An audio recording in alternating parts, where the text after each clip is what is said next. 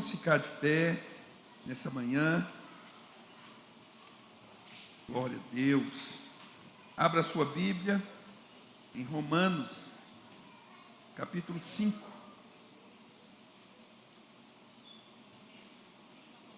Romanos, capítulo 5, versículo 1. Letícia, acho que eu pedi para fazer o Samuel passou? Isso. Romanos, capítulo 5, versículo 1. Vamos ler juntos? Vamos lá, você pode também ler aqui no painel, na frente. Justificado, pois, mediante a fé, temos paz com Deus, por meio de nosso Senhor Jesus Cristo. Continua, Letícia, por favor. Versículo 3. Versículo 2, 3. E não somente isto, versículo 2, desculpa. Romanos 5, isso. Por intermédio de quem obtemos igualmente acesso pela fé a esta graça na qual estamos firmes. Continua. 3, 4. E a perseverança, vamos voltar do 1 até o 5. Vamos do 1 até o 5. Vamos voltar lá do 1, porque eu estou fazendo um teste hoje diferente. Vamos lá, Letícia. Romanos capítulo 5, versículo 1. Vamos ler até o 6. Vamos lá.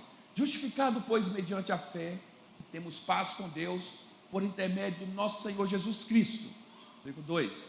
Por intermédio de quem obtemos igualmente acesso pela fé a esta graça na qual estamos firmes e gloriemos-nos na esperança da glória de Deus. Versículo 3. E não somente isto, mas também nos gloriamos nas próprias tribulações, sabendo que a tribulação produz perseverança, e a perseverança é experiência, e a experiência é esperança. Ora, a esperança não se confunde, porque o amor de Deus é derramado em nosso coração pelo Espírito Santo, que nos foi outorgado. Somente até aí. Pai, obrigado pela tua palavra. Nessa manhã nós estamos diante da palavra que cura, da palavra que restaura, da palavra que traz vida. E nessa manhã oramos para que o teu Espírito Santo vivifique essa palavra no nosso coração. Que o Senhor nos ensine e possamos sair daqui acrescentado dos céus, revelação da tua vontade, do teu propósito, do teu querer. Exorta-nos se for necessário, endireita-nos e corrige-nos e consola-nos, e o teu nome sempre será glorificado, em nome de Jesus, amém. Você pode assentar, glória a Deus. O apóstolo Paulo, escrevendo à igreja romana, ele traz alguns princípios elementares da nossa existência como cristão.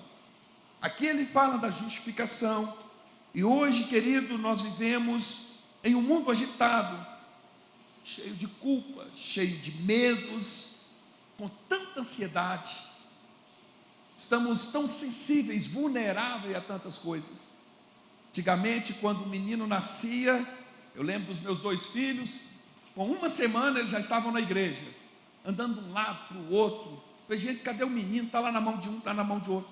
Hoje as crianças nascem, os pais quase têm que ficar presos dentro de casa durante meses, porque não pode sair, tem vírus, tem que tomar vacina. Então os tempos têm mudado, e tudo isso que nós temos vivido tem nos empurrado para um lugar muitas vezes de autodestruição, para um lugar muitas vezes de depressão. E muitas vezes as pessoas estão machucadas, muitas vezes as pessoas estão sem vontade de viver, porque muitas vezes falta dinheiro, muitas vezes os relacionamentos, muitas vezes até mesmo religião tem machucado as pessoas. E o apóstolo Paulo, escrevendo aos romanos, ele toca na justificação.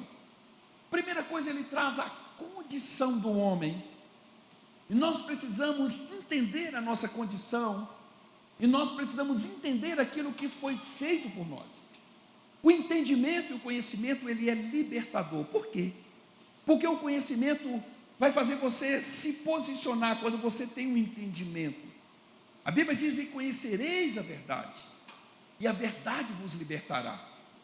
A verdade nos liberta quando nós a conhecemos e quando nós a praticamos. A condição do homem sem Cristo. Antes de nós sermos justificados, e depois eu quero falar um pouquinho sobre essa palavra justificado, porque Roma era como se fosse a capital do direito, e essa palavra justificado fala, ele foi declarado justo. Ele não foi declarado justo porque ele não fez alguma coisa, mas ele foi declarado justo porque foi tirado a culpa. Nós fizemos, mas em Cristo Jesus foi nos tirado essa culpa. Ou seja, Cristo fez expiação, Ele pagou o preço para nós. É como se tivesse uma dívida impagável e alguém chegasse lá e pagasse a sua dívida. Agora vamos pensar, e algumas pessoas pensam assim, principalmente os questionadores, aquelas pessoas que vê muitas coisas, falam assim: como pode um Deus justo permitir que tantas coisas aconteçam? E muitas vezes nós achamos que nosso senso de justiça é maior do que o senso de justiça de Deus. E nós fazemos algumas perguntas assim. Primeiro vamos entender a origem da separação. Deus não criou o homem separado dele. Deus criou o homem e Deus relacionou com o homem. E no longo da história, da construção da história judaico-cristã, da história da civilização, nós vamos ver Deus, Ele fazendo uma história, Ele intervindo na história. E toda intervenção de Deus é para relacionar com o homem.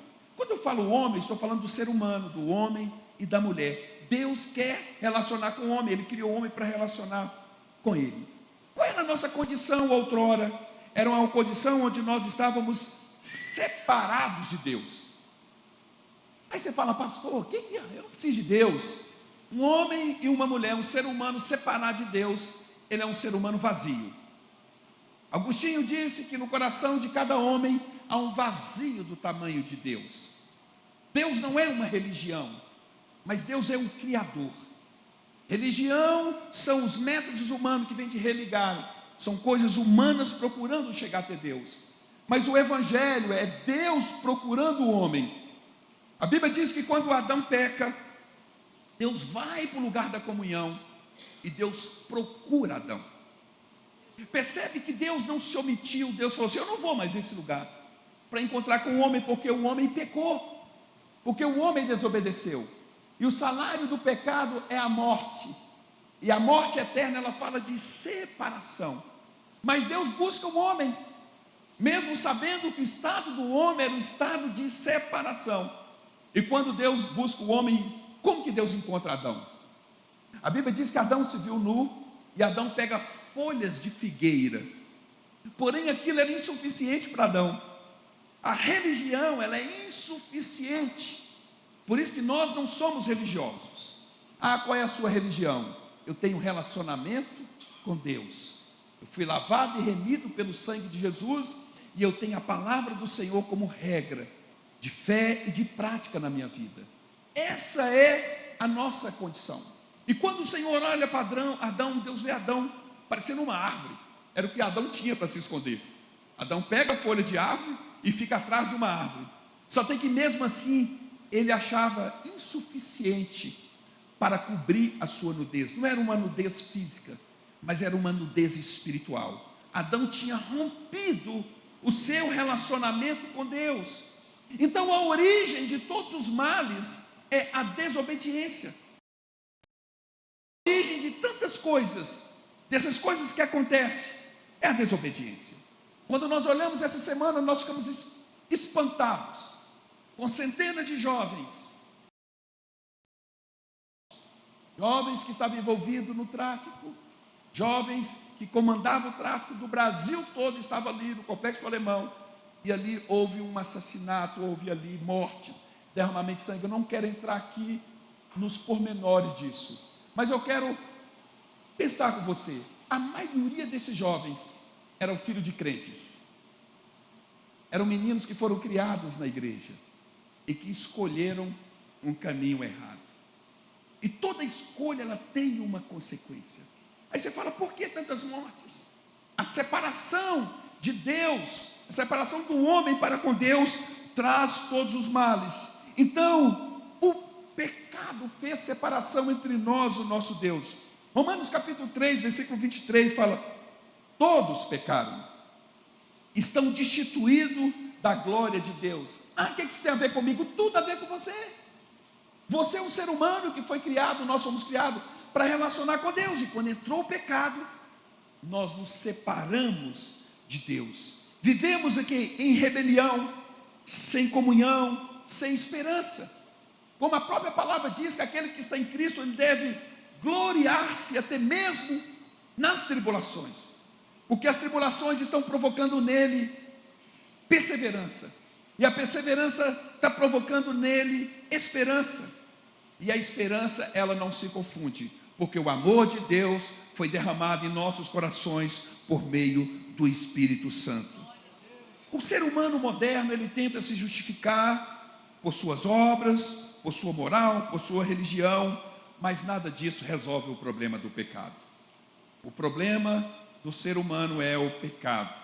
A palavra pecado é errar o alvo, é a separação entre Deus e o homem. A pessoa pode ter tudo, mas se ela estiver separada de Deus, ele é um ser humano vazio, ele é um ser humano fadado ou destinado a tantas coisas. Então, nós estávamos separados, mas nós fomos reconciliados, porque essa separação, ela foi uma separação porque foi quebrado um princípio.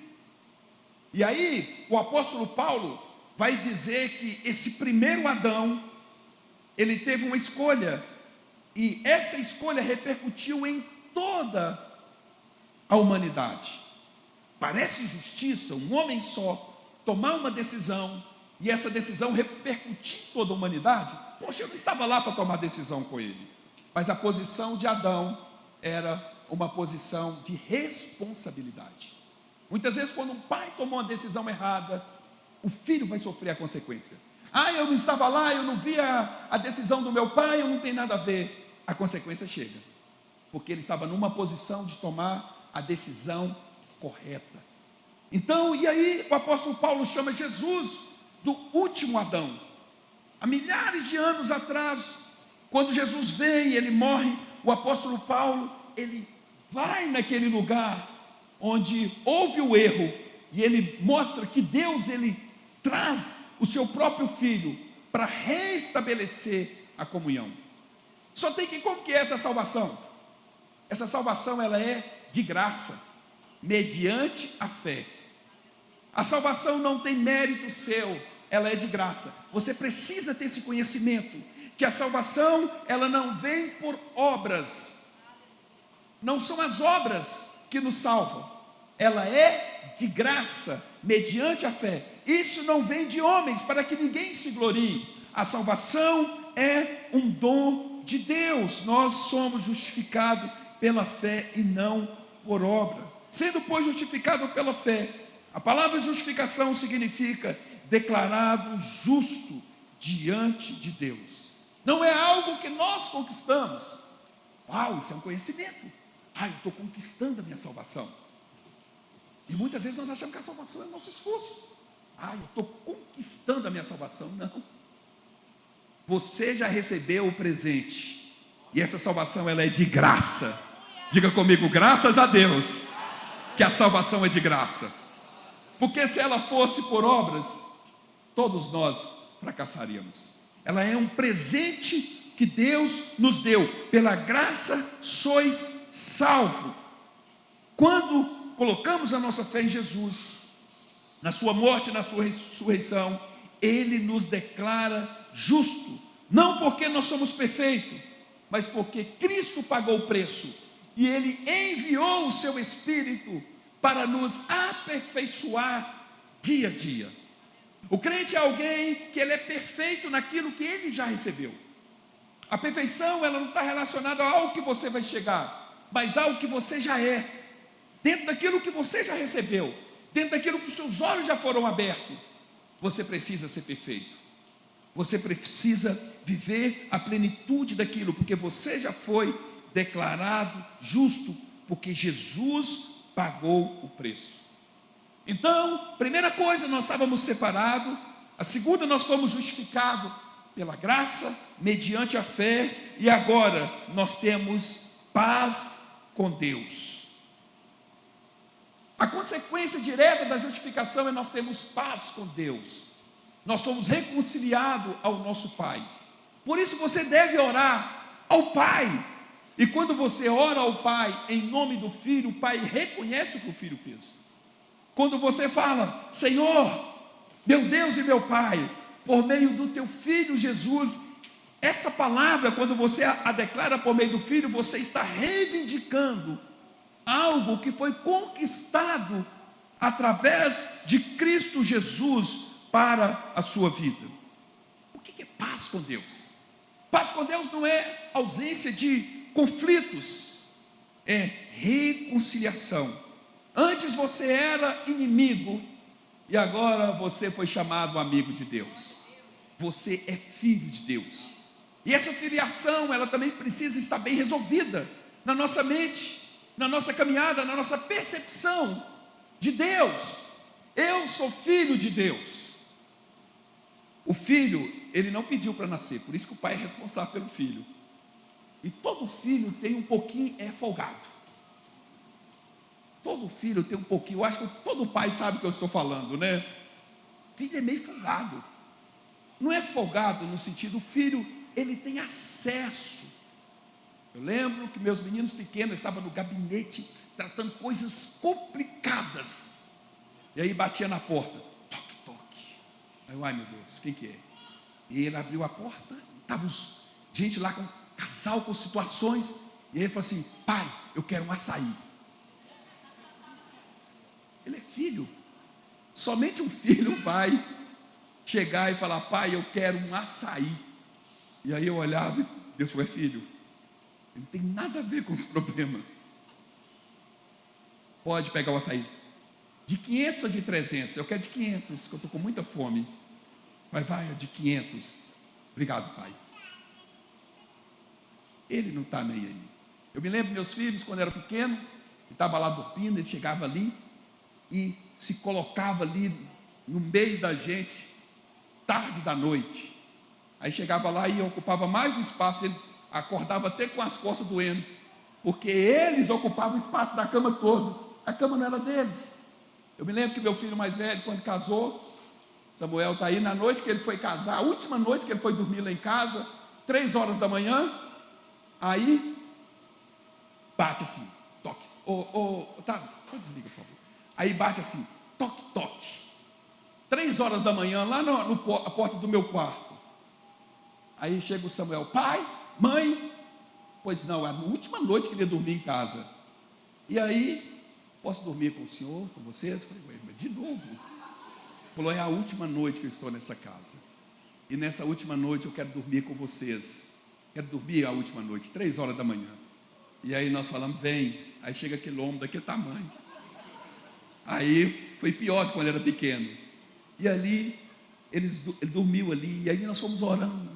A noite toda orando, o Senhor abençoou, a mãe orou, ele orou, nós dormimos orando, acordamos 8 horas da manhã, como se tivesse dormido 12 horas, renovado, a última. Então, filho, muitas vezes nós temos essa visão paterna, muitas vezes equivocada, e nós a transmitimos para Deus. Você sabia que tem gente que vê o pai e só quer as coisas do pai? Gente, é a frustração para o pai, quando os filhos só querem a coisa dele. Ele fala, uau, eu quero amor, mas você só quer meus braços, por que você não quer o meu coração?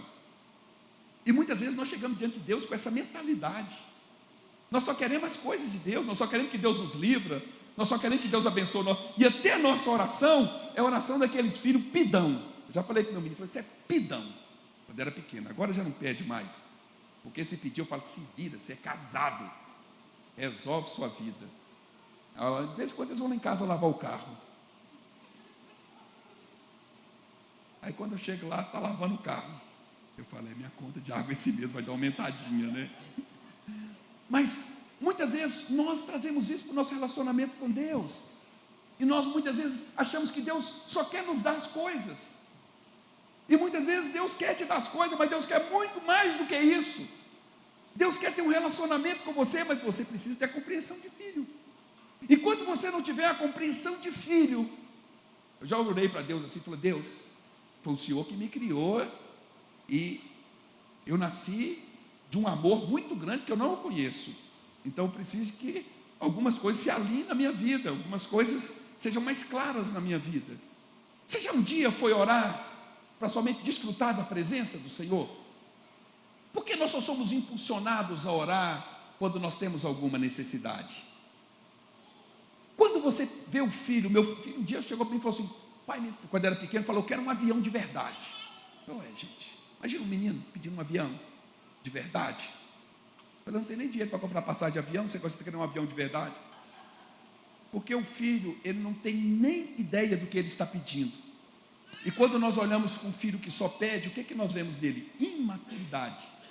Porque a pauta dele com o pai é uma pauta somente de petição. Não é errado pedir, mas eu estou dizendo para você que você é filho, você já tem acesso. Você tem acesso à herança. Quando você olha esse mundão, tudo bonito, quando você olha todas as riquezas, você fala: é do meu pai. Quando você ora ao Senhor, você tem que ter a visão desse coração de pai, porque a Bíblia diz que nós que somos pais, sabemos dar boas coisas aos nossos filhos, quanto mais o nosso Pai Celeste. Se o filho lhe pedir um peixe, ele vai lhe dar uma cobra? Ou se pedir um pão, ele vai lhe dar uma pedra? Não, ele é poderoso para fazer infinitamente mais, mas ele quer transformar a nossa visão. Ele quer tirar de nós a visão medíocre, de olhar para ele como alguém que só pode dar alguma coisa para ele. Isso é muito pouco para um pai. Isso é muito pouco de olhar de um filho para o pai. E você sabia que tem filhos que só vai relacionar com o pai se tiver necessidade? Porque se dá a ele um pouquinho, porque a visão que ele tem do pai não é uma visão de desfrutar. Ele não desfruta do relacionamento e da posição dele de filho. E aí tem algo muito interessante. Aqui na igreja nós temos vários advogados. O pai adotivo, ele é um pai que ele se prepara para a adoção. Você sabia que um pai biológico, ele pode abandonar o filho? Claro que ele pode rejeitar o filho. Mas um pai adotivo nunca vai rejeitar o filho. Pelo contrário, ele passou por um processo de adoção. E a exigência do pai adotivo é tão grande que ele escolheu amar. Um pai biológico pode não amar, mas um pai adotivo escolheu nos amar. Agora preste atenção. Nós fomos adotados por meio de Cristo Jesus. Deus escolheu te amar. E parece que o pai adotivo, ele ama até mais, porque ele se preparou, ele tem que ter os cuidados. Ele é averiguado se ele está tendo um pai como excelência. Deus, em Cristo Jesus, ele escolheu nos amar. Então essa paz, o efeito dessa paz do Senhor, ela é muito mais do que ter coisas. Ela é muito mais do que conquistas temporais. Ela é muito mais do que coisas momentâneas. Ela é a paz que excede a todo entendimento. Ela é a paz que guarda a nossa alma. Ela é a paz da certeza, da convicção, que faz nós deitarmos e sabermos que o nosso Pai está cuidando de tudo. E o Espírito Santo em nós, ele nos capacita, ele nos revela a cada dia o amor do Pai. Por isso, não tem vida cristã sem novo nascimento. A pessoa está frequentando a igreja, que bom que você está frequentando a igreja, mas Deus tem compromisso com quem nasceu de novo. O novo nascimento é aquela transformação, é como a lagarta que virou borboleta. Nunca mais ela vai rastejar. Ela aprendeu, ela passou por uma metamorfose, ela passou por uma transformação. E uma vez quando nós vivenciamos essa realidade, nós fomos transformados. Nós fomos feitos justiça, e essa justiça de Deus. Então, frequentar uma igreja e não desfrutar dessa paz, é porque ainda nós não compreendemos a nossa posição em Cristo Jesus. Viver ansioso com coisas, ficar de um lado para o outro, não desfrutando dessa vida com Deus, dessa vida e abundância que Ele deu para nós, parece que nós estamos à margem, à beira do caminho. Parece que nós estamos num lugar, mas nós não estamos desfrutando da realidade desse lugar. Essa paz com Deus, ela muda a nossa vida, porque a culpa já não nos domina mais. O pecado pode um dia acontecer na nossa vida, mas como um acidente. Mas todas as vezes nós temos acesso a um sangue. Nós temos acesso a um sangue que foi derramado, a um perdão que nos restaura, a uma mudança de mente, a um arrependimento que nos muda a cada dia. A culpa não domina mais. A ansiedade perde a força.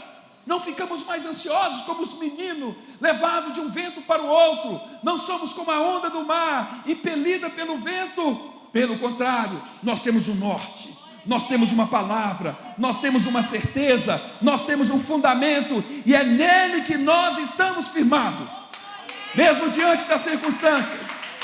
Você pode aplaudir mais forte a Jesus, porque Ele é digno. Nós temos essa certeza. É a mesma certeza que Jesus tinha quando aquele barco, levado de um lado para o outro no meio de uma tempestade, ele tinha certeza e ele dormia. A tempestade, ela pode vir, e Deus muitas vezes não nos livra da tempestade. Deus muitas vezes nos livra na tempestade. É na tempestade que Ele quer nos livrar. É na tempestade que Ele quer mostrar o amor dEle. É na tempestade que Ele quer mostrar o cuidado dEle. É essa paz que faz nós vencermos o medo da morte, o medo do amanhã. Essa paz que nos dá a tranquilidade para nós pensarmos, para nós agirmos, para nós ouvirmos a voz do Espírito Santo. Essa paz, ela traz gratidão, ao invés de murmuração, porque a Bíblia mesmo diz que quando vier essa tribulação, nós vamos entender que Deus está nos ensinando a ser perseverante. E uma vez quando nós startamos a perseverança, de orar, de buscar, de confiar, de não desistir, Deus está restaurando a nossa esperança, e a esperança não se confunde, porque o amor de Deus foi derramado em nós por meio do Espírito Santo. Filipenses capítulo 4, versículo 7, diz: a paz de Deus, que excede a todo entendimento, guardará os vossos corações e os vossos pensamentos. Quando você entende que é justificado, você já não vive mais tentando merecer o amor de Deus. Você vive a partir do amor de Deus. Uau! Quantas pessoas falam: eu não mereço o amor de Deus. Deus não me ama. Querido, Satanás muitas vezes ele cativa as pessoas na ignorância. Uma pessoa pode ter todos os títulos dessa terra, e ele pode ser alguém extremamente ignorante, se ele não entender o amor de Deus. Ele não tem a sabedoria. Você não pode viver buscando ter o merecimento do amor de Deus. Você já tem o merecimento.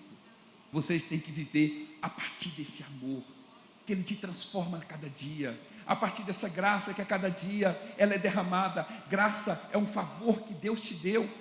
Graça é o fato de Deus ter te alcançado mesmo quando você era inimigo. A graça é quando Deus te amou mesmo que você ainda o odiava. A graça é quando Deus te tirou daquele lugar das trevas e te trouxe para a luz. Graça é um favor de Deus para o pecador.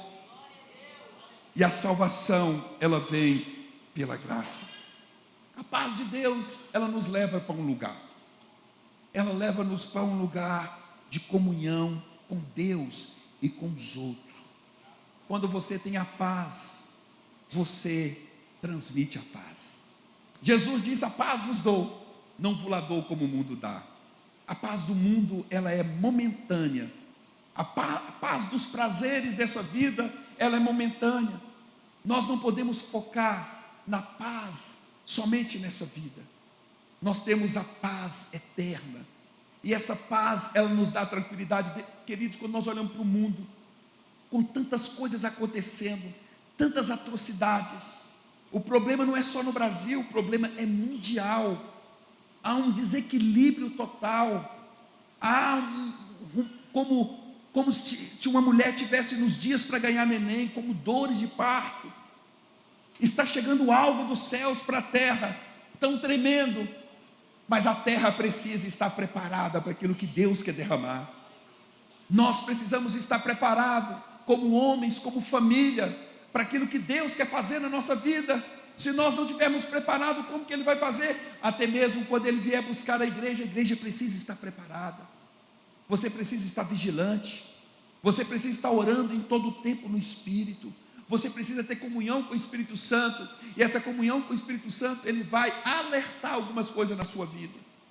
Dura coisa é para alguém onde ele já não incomoda mais com o pecado, ele já não incomoda mais com o ilícito. A paz do Senhor, ela faz nós termos comunhão com Deus e comunhão uns com os outros. Romanos capítulo 12, versículo 18 diz assim: se possível, quanto depender de vós, tende paz com todos os homens. Com todos os homens. A reconciliação com Deus e a vida com Deus nos ensina a perdoar. Perdoar não é esquecer. Perdoar é uma escolha. É igual o amor. O amor não é um sentimento. Tem muita gente que tem focado o sentimento no amor. Fala assim, eu estou sentindo que eu não estou amando mais. Amor é uma aliança. O amor é uma escolha. Quando nós entendemos essa paz, nós somos capacitados a perdoar.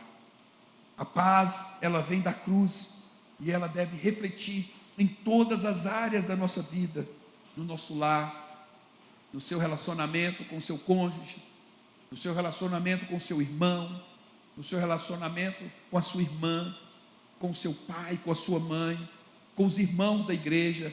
Quem tem a paz, ele não destila ódio. Quem tem a paz, ele não é rival, ele não retribui da mesma maneira que ele está recebendo. Jesus, ele tinha uma paz plena, que até aquelas pessoas que machucavam ele, Jesus não dava para aquelas pessoas aquilo que elas estavam dando para ele. Jesus tinha perdão. Jesus diz: Pai, perdoa, porque eles não sabem o que fazem.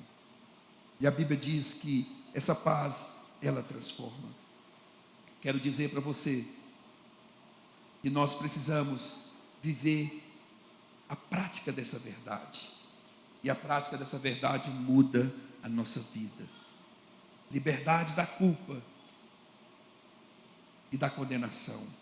O crente não vive para conquistar o favor de Deus, ele vive respondendo ao favor de Deus. Ele não busca ser filho, mas ele desfruta da filiação. Ele é alguém que a comunhão dele não é uma comunhão pautada em favorecimento. A comunhão é essencial para a sobrevivência dele.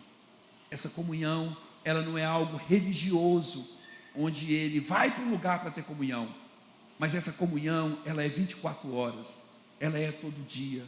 É uma comunhão que o alerta, é uma comunhão que o direciona, é uma comunhão que muitas vezes o exorta, dizendo: não está correto. O crente não vive para conquistar esse favor, mas ele vive desfrutando desse favor a cada dia. Para reconhecer a graça diariamente, nós precisamos confessar, nós precisamos descansar naquilo que Ele fez. Tenha isso no teu coração. Ele já fez tudo para você, tudo está preparado, cada um dos seus dias. Quando você levantar de manhã, você tem que ter certeza que aquele dia foi o que o Senhor fez. Foi um dia que foi escrito, determinado, quando nenhum deles havia. Ontem ou anteontem nós comemoramos mais de 500 anos da Reforma Protestante, e tem as teses de Martinho Lutero, e essas teses eles transformaram em 5 sola Cristo, somente Jesus. Jesus é o centro não somos nós, o centro não é o nosso ego, não é aquilo que nós queremos, mas o centro é Cristo. A nossa vida tem que ser uma vida cristocêntrica, e quando Jesus está no centro da nossa vida, todas as coisas se tornam ordenadas. Ele coloca ordem em todas as coisas. Sola Escritura, somente a Bíblia, somente a Escritura. A Escritura é o livro mais antigo, é o livro mais vendido, mas é o livro mais atual. As revoluções passam, mas a Bíblia continua a mesma. Ela continua a mesma, ela é a palavra de Deus, ela é o caminho, ela é a verdade, ela é a vida, ela é o próprio Jesus que se revelou entre nós. Fala também, só a graça. É pela graça, meu irmão. É pela graça que você está de pé. É pela graça que você foi alcançado. A graça é um favor de Deus atribuído ao pecador perdido. Ela é uma dádiva de Deus para você. É pela graça. O apóstolo Paulo, em momento difícil dele, ele disse: a tua graça me basta. Todos os dias você deve experimentar dessa graça. Todos os dias você deve desfrutar dessa graça. Todos os dias você deve transmitir essa graça por onde quer que você for. E aí ele fala: só a fé. A fé, ela é a mediação, ela é a estrutura, ela é o pilar. Sem fé é impossível agradar a Deus. Não agradamos a Deus numa canção, não agradamos a Deus com palavras bonitas, mas nós agradamos a Deus quando nós vivemos uma vida de fé. Sem fé é impossível agradar a Deus. Aquele que aproxima de Deus deve crer que Ele existe, e Ele se torna galardoador àqueles que o buscam. Só a fé. A nossa fé, ela traz transformação. A nossa fé, ela faz nós vivermos o sobrenatural. A nossa fé não é andar no escuro, mas é andar a partir de uma claridade muito além da circunstância. A fé não é caminhar sem ver, mas é caminhar não olhando para a circunstância, mas vendo algo além da circunstância. A fé, ela é clara, ela tem uma certeza. Algumas pessoas falam assim: nossa, que fé que é essa? Você está caminhando no escuro. O escuro para quem nos enxerga, para quem faz a leitura nossa. Mas nós não estamos caminhando no escuro, nós estamos caminhando na luz, na certeza, porque essa fé foi colocada no nosso coração, e ela nos transforma a cada dia. E por último, a última sola: somente a Deus glória. A glória sempre deve ser dada a Ele. Se você está vivendo a sua vida agora, nas conquistas que você tem, no patamar que Deus tem te colocado, se ali você tem glorificado a Ele, Deus pode levar você onde quer que for, você sempre vai glorificar a Ele. Você sempre vai dar a Ele a honra, a glória e o louvor, porque só Ele é digno. Reconhecer a graça, coragem para nós enfrentarmos sofrimentos, muitas vezes, que nós podemos viver nessa caminhada. Essa reconciliação, ela torna-nos agente de reconciliação. Você é um ministro da reconciliação. Você é alguém que não separa as pessoas, mas você agrega as pessoas. O Espírito Santo, ele sempre traz comunhão, ele sempre traz para perto. Queria que você ficasse de pé nessa hora. Essa verdade, ela muda a nossa vida.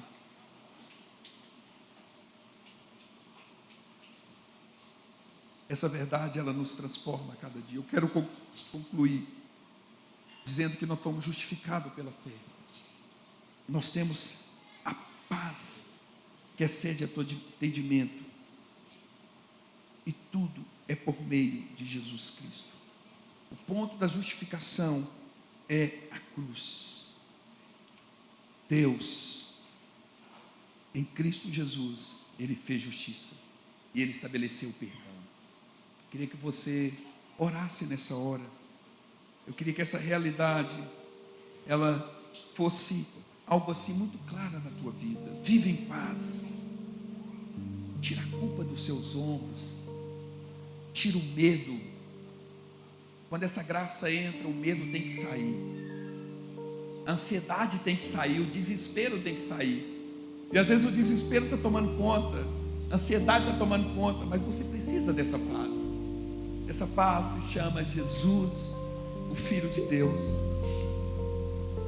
Há quase 30 anos atrás, em todo culto eu lembro disso.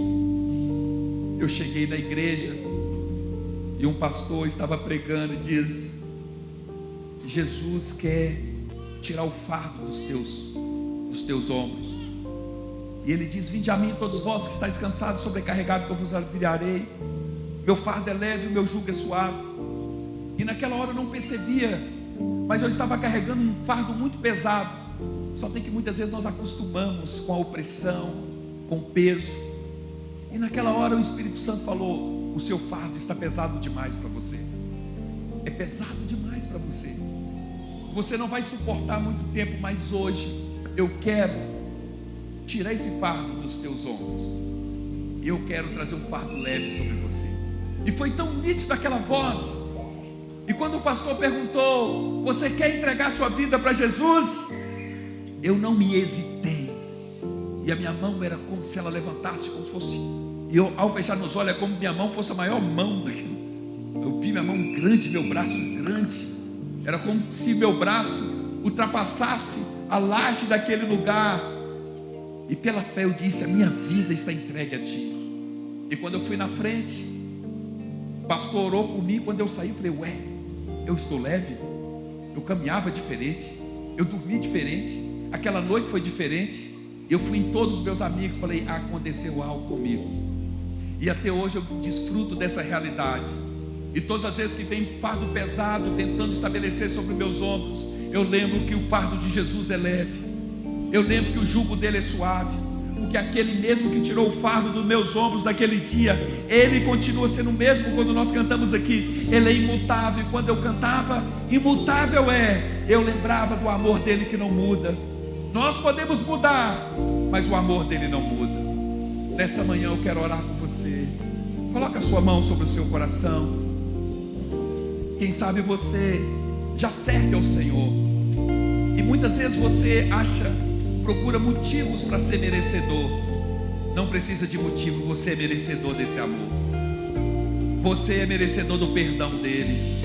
E nessa manhã ele está abrindo o seu entendimento para que você veja muito além dessa vida, mas veja o amor dele, veja o que ele fez com você. Ele se deu em seu lugar, ele te reconcilia com o Pai. Ou você que está aqui nessa manhã e que caminha sozinho, você sabe que você está sozinho. Você luta, você batalha todos os dias, mas parece, é como se você estivesse nadando contra a correnteza. E tem um momento que você fala: eu vou parar, eu vou afundar, porque eu não consigo mais colocar tanta força e eu não saio do lugar. Deus está mandando te dizer nessa noite: chegou a manhã que vai mudar a história da tua vida. Agora você não vai mais nadar contra a correnteza, mas você vai fluir no rio do Espírito. E você vai abrir o teu coração, e ele vai te levar você. Ele vai levar você em pastos verdejantes. Ele vai refrigerar a tua alma. Ele vai colocar um anel no teu dedo. Ele vai trazer vestes novas para você.